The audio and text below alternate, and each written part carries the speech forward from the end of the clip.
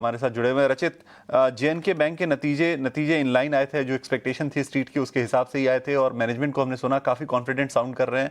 Asset quality के improvement को लेकर खासकर उनका कॉन्फिडेंस काफी ज्यादा है। वो ये कह रहे हैं कि 3% से नीचे 2.6% तक भी जीएनपीए आ सकता है, इनफैक्ट मार्च तक ही। तो ये सारी चीजें उन्होंने बताई। क्या आपको लगता है चार्ट्स को देखकर, या अगर आप थोड़े बहुत फंडामेंटल्स को भी देखें, तो क्या लगता है आपको इस बैंक के शेयर को लेके?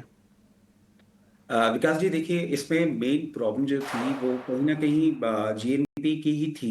अगर हम बाकी इंडस्ट्री को देखें तो वो बहुत लोअर एंड पे थे, और अब ये भी कहीं ना कहीं वही मीटअप करते हुए जा रहे हैं।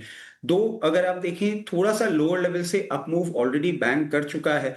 मैं समझता हूं कि क्योंकि मार्केट में आपको मैं अपना व्यू दे चुका हूं और क्या कंडीशन मैं एक्सपेक्ट कर रहा हूं, एक सपोर्ट आपको लेता हुआ दिख सकता है somewhere in the range of 96 to 98। वहां एक स्ट्रॉन्ग सपोर्ट मैं देख पा रहा हूं, और एक बाउंस बैक भी फिर उसके बाद दिखता है। इन रिजल्ट्स के बाद, मैनेजमेंट को सुनने के बाद, मैं समझता हूं बहुत कंफर्टेबली ये बैंक आपको 106 का पहला लेवल, and in time to come आप इसको अगर 2 से 3 क्वार्टर के लिए होल्ड करते हैं तो बहुत कंफर्टेबली 118 से 124 की रेंज में भी जाता हुआ दिखे तो कोई आश्चर्य की बात नहीं होगी, बिल्कुल जा सकता है।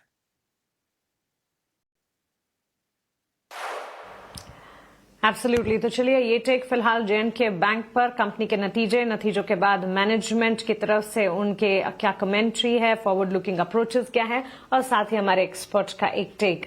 लेकिन यहां से आगे बढ़ते हैं और अब ऑप्शन का एक दमदार ट्रेड आपको बताते हैं हमारे अगले सेगमेंट ऑप्शन के चैंपियन में।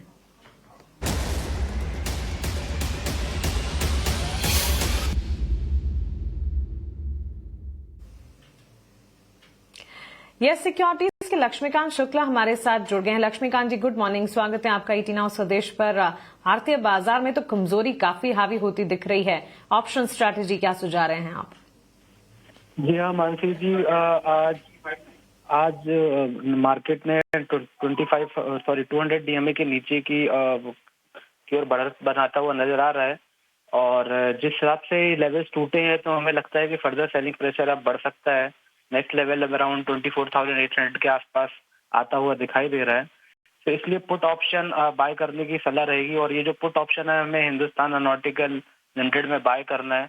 यहाँ पर भी हमें कल के सेशंस में बेरिश एंगल्फिंग का फॉर्मेशन देखने को मिला था, और आज के सेशंस में एक फॉलो थ्रू सेलिंग भी आता हुआ दिखाई दे रहा है। तो हमें 4300 का पुट ऑप्शन एचएएल में बाय करके चलना है, जो कि हमें 60 रुपीज के आसपास मिलना चाहिए।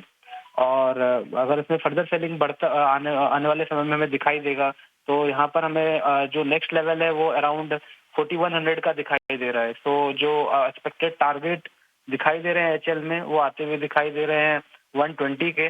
और बाय करते समय इस पुट ऑप्शन को हमें स्टॉप लॉस रखना है 30 रुपीज का, और लॉट साइज को देखते हुए जो मैक्सिमम रिस्क बन रहा है वो आता हुआ दिखाई दे रहा है 4500 रुपीज का। और अगर हमारे टारगेट अचीव होते हैं तो जो मैक्सिमम रिवॉर्ड है वो आ रहा है अराउंड 9000 रुपीज का। तो एचएएल में 4300 का पुट ऑप्शन बाय करने की सलाह रहेगी।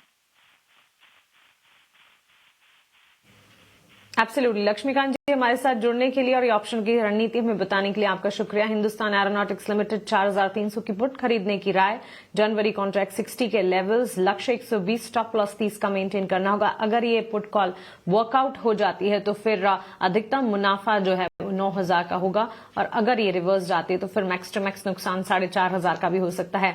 एफएनओ ट्रेडिंग को लेकर एक स्टैंडर्ड डिस्क्लेमर क्विकली आपके स्क्रीन पर आ जाएगा। एफएनओ ट्रेडिंग जो है वो रिस्की हो सकती है, और एफएनओ ट्रेडर्स जो है औसतन नुकसान भी झेलते हैं, और इसी के चलते